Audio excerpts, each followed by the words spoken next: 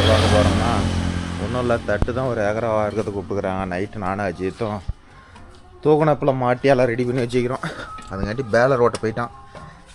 நாம் போயிட்டு ஒரு 1.5 மணி நேரம் வரும். நாம் முள்ள போய் அறுக்க வேண்டியதான் ப்ரோ.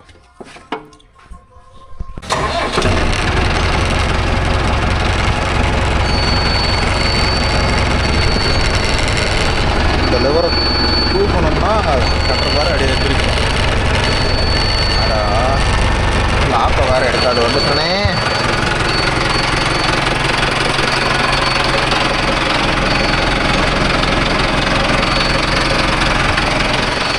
லாக்கை எடுத்தோம்னா தான் தூக்கி மாட்டிடலாம். ரோட்டில் போகும்போது பம்பு லோடில் போகாதுன்னு வச்சுக்கோங்களேன். எடுத்துட்டு ஃபுல்லாக தூக்கணும்னா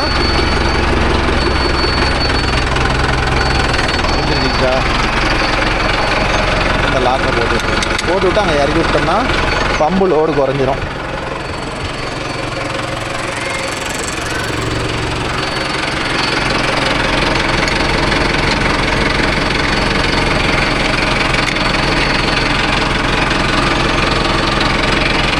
அப்படியே இறங்கிக்கும்.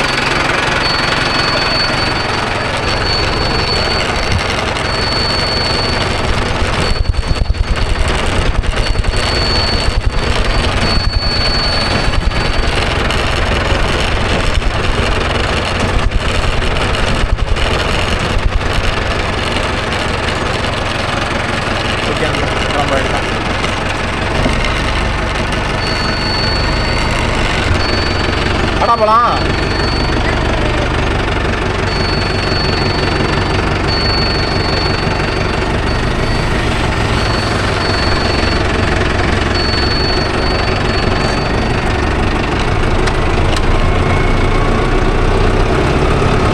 கட்டுற பார் மாட்டிட்டோம்னா எந்த அளவுக்கு பொறுமையாக போகணுமோ அந்த அளவுக்கு பொறுமையாக தான் போகணும். ஏன்னா பிரேக் அடித்தா கூட நிற்காது. பெரிய பிரச்சனை இல்லை தான். நான் பின்னாடி வெயிட் அதிகமாகறதுனால பின்னாடி தூக்கின மாதிரி போகும். அதனால் முடிஞ்ச அளவுக்கு பொறுமையாக போகிறது தான் கட்டுற பார் பொறுத்தவரைக்கும் நல்லதாக இருக்கும். அவசரப்பட்டோம் பிரேக் நிற்காது, பின்னாடி கொண்டு போய் இடிச்சிடும். கட்டிங் பிளேடு வண்டியில் வச்சுட்டு எடுக்கவே இல்லை. இப்படியே ஒவ்வொரு ஜாமானமும் கொஞ்சம் என்ன அர்த்தம் கட்டிங் பிளேடு போட்டாங்க. இப்படியே ஒவ்வொரு பொருளையும் தொலைச்சிட்டு போனால் ஒரு வண்டியில் கழட்டுனா எடுத்து போய் அதெல்லாம் வீட்டில் வைக்கின்றானா அது எங்கே வச்சுருந்தானே தெரில.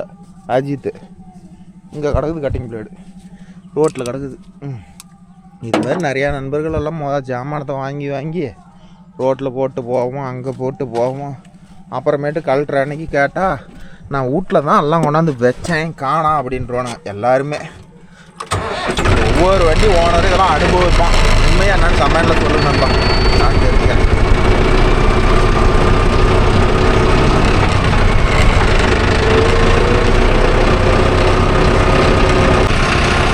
எந்த அளவுக்கு கட்டப்பாறை போட்டிட்டு ரோட்டில் பொறுமையாக போகிறோமோ அந்தளவுக்கு தான் ப்ரோ சேஃப்டி.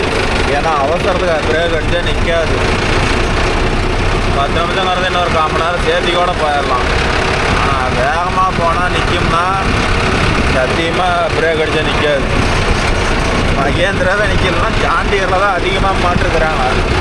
அதெல்லாம் அறுதியாக நிற்காது. மகேந்திராவே வீல் டர்ன்னு இழுத்துட்டு போகுது. அப்போ இந்த வண்டிலாம் நினச்சி பாருங்க, ஜாண்டியர்லாம் அதெல்லாம் சும்மா வெயிட்டு கல் பக்கத்துக்கு 4 கல் போட்டிருப்பாங்க, அதுக்கே ஆகாது. ஏன்னா 4 வீல் டிரைவர்னா பிரேக் அடித்தா கப்புன்னு நிற்கணும் வச்சுக்காங்களேன். மற்றபடிலாம் எதுவும் நிற்காது. நைட்டு மாட்டுறதை எடுக்கலான்னு நினச்சேன். நைட்டு 9 மணிக்கு மாட்டுறோம், எங்கே போய் வீடியோ எடுக்கிறது? அதனால தான் சரின்னு சொல்லிட்டு வீடியோ எடுக்கிறோம். ஒரு 1.5 மணி நேரம் வரும், ஓட்டிகிட்டே கழிச்சு விட்டுறலாம். சும்மா ஆகிறது என்ன ப்ரோ வேலை? ஓட்டி வச்சா நாளைக்கு வேலரும் ஓட்டினா ஒரு 5000 ரூபா கிடைக்கும். அந்த ஒரு நப்பாசில் தான் ஓட்டிட்டு வரோம். ஓகேன்னு கிட்டத்தட்ட வந்துட்டோம். பல கிலோமீட்டர் தாண்டி கிட்டே வந்துட்டோம். அவ்வளோதான், ஃபீல்டுக்கு போகிறது தான் பாக்கி. காட்டுக்காரருக்கு ஃபோன் பண்ண வேண்டாம். ஓகே, இப்போ மற்ற ஒன்றும் ஆரம்பிச்சிட்டேன், தான் அறுத்துட்டேன். என்னால் ஒண்டியும் வீடியோ எடுத்துக்கிட்டு ஓட்ட முடியல. இல்லாத இது வந்து பாத்திக்கிற காட்டில் எல்லாம் ஒரே நிறவாக நிறையிட்டு போயிட்டு இருக்கிறேன். ஸோ அதனால் வந்து வீடியோனால கேப்சர் பண்ண முடியல.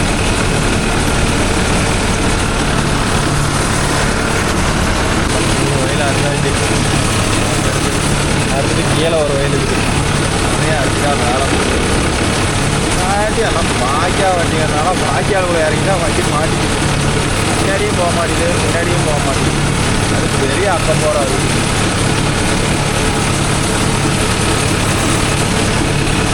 1100 RPM.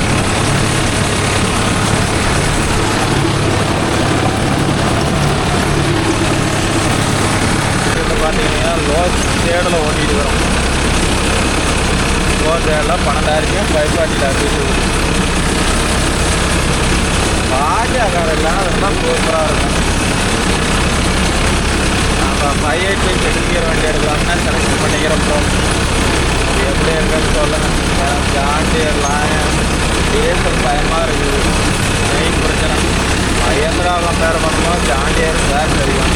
ஒவ்வொருத்தரும் என்னங்கிறாங்க, மகேந்திராவில் பேர்ஸ் அதிகங்கிறாங்க. மகேந்திராவில் நான் இது வரலாம் மகேந்திரா இன்ஜின் ஆயில் கூட வாங்கி ஊற்றுறது கிடையாது. ஒன்லி கேஸ்ட்ரால் ஆயில் தான் வாங்கி ஊற்றுவேன். ஆனால் இது ஜாண்டியர் வச்சா எல்லாமே கம்பெனியில் தான் வாங்கி போடணுங்கிறாங்க, வெளியில் எதுவுமே வாங்கி போடக்கூடாதுங்கிறாங்க. அப்படி இருக்கும்போது ஜாண்டியர் எடுத்து அது குடிக்கிற டீசலுக்கு இதனால் மகேந்திராவில் ஷெடியூல் கியர் இல்லை, வேலை ஓடுறதுக்கு ஆகாதுன்னு நினச்சேன். யாராச்சும் ஷெடியூல் கியர் எடுத்துக்கிற நண்பர்கள்ன்றதா சொல்லுங்கள். நான் ஷெடியூல் கியர் எடுத்துக்கிறப்போ வேலை சூப்பராக இருக்குது, இல்லை நல்லா இல்லை அப்படிங்கிற நண்பர்கள் கமெண்ட்டில் சொல்லுங்கள்.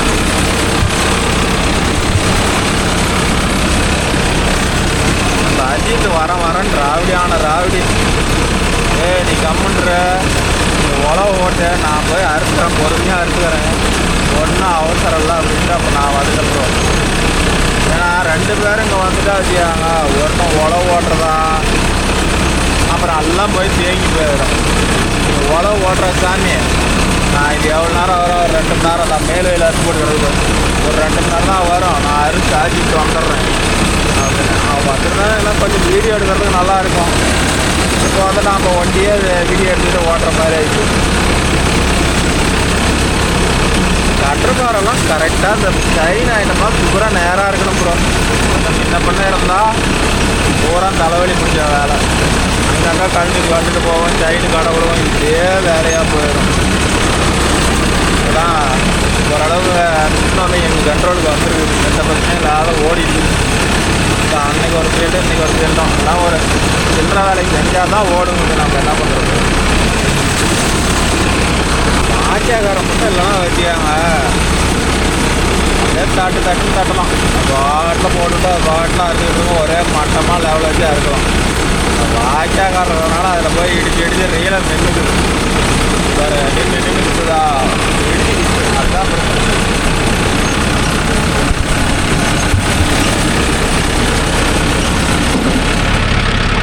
இந்த அளவுக்கு அறுக்கிறதுக்கு தானே போகும்போது ஆஃப் பண்ணிட்டு போகிறது தான் நல்லது. ஏன்னா ஆஃப் பண்ணதால உள்ள மண்ணுக்கு இருந்தால் கூட வெளியே போயிடும். எதுக்கும் ஆஃப் பண்ணிட்டோம்னா வேலை முடிஞ்சிச்சு. அதுக்கு ஒரு பண்ணுறோம்.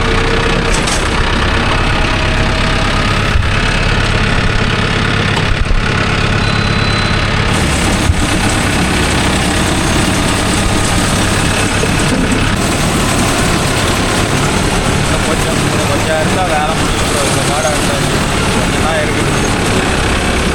ஃபஸ்ட்டுக்கு எதுவும் மக்கர் பண்ணாத அறுத்துச்சுன்னா ஓட்டு ஓடி போயிடலாம்.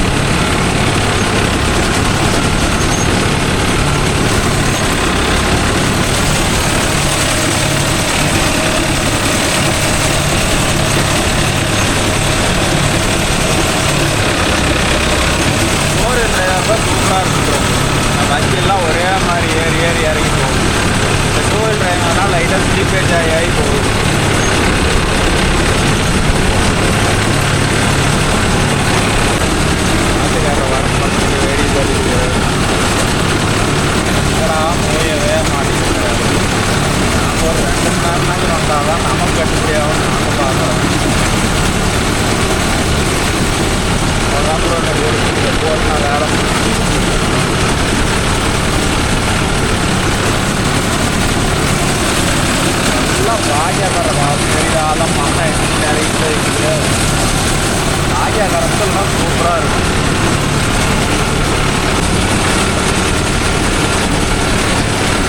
அவ்வளோதான்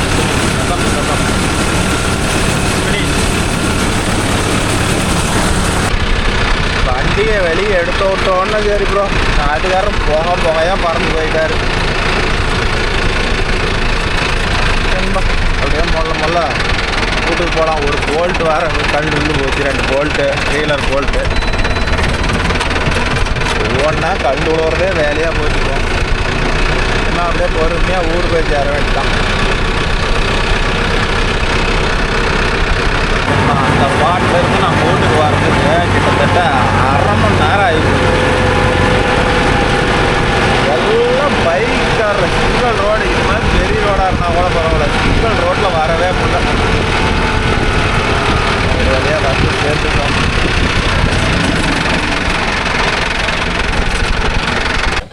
ஓகேன்பா, அவ்வளோதான், முடிச்சுட்டு வந்துட்டோம். இதில் என்னென்னா பார்த்துக்கிட்டிங்கன்னா, கீழே இறக்கி விடணும்னா இதை கழிச்சோம்னா தான் இறக்கி விட முடியும். தன வேலை என்ன தான் மற்ற வேலை செஞ்சாலும் ஏதோ ஒரு அசம்பாவம் தான் நடந்துருது.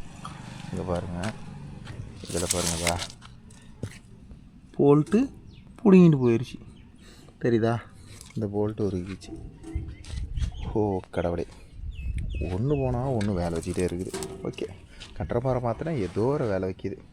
ஓகேன்பா, நம்ம வீடியோ பிடிச்சிருந்தா ஒரு லைக் பண்ணுங்கள், ஷேர் பண்ணுங்கள், கமெண்ட் பண்ணுங்கள், சப்ஸ்கிரைப் பண்ணுங்கள். நாளை மீண்டும் ஒரு நல்ல வீடியோவில் உங்களை அனைவரையும் சந்திக்கிறேன். பாய், டேக் கேர். இப்போ எங்களுக்கு வேலை என்னென்னா, அஜித் வந்தோடனே இந்த கட்டுறப்பாறை திரும்பி கழட்டி விட்டு பேலர் மாட்டணும், ரொட்டாட்டர் மாட்டணும். இதுதான் வேலை. இது ஒன்றும் இல்லை, அடியில் 2 நட்டு போட்டால் போதும்னு நினைக்கிறேன். வேலை முடிஞ்சுது. தட்டு கொஞ்சம் கிடக்குது, மண் கூட போய் கிடக்குது. எல்லாத்தையும் தள்ளி விட்டு மாட்டுக்கு பச்சையாகவும் சாப்பிடுது. ஏன்பா, மீண்டும் ஒரு நல்ல வீடியோ சந்திப்போம். Bye, take care, miss you all.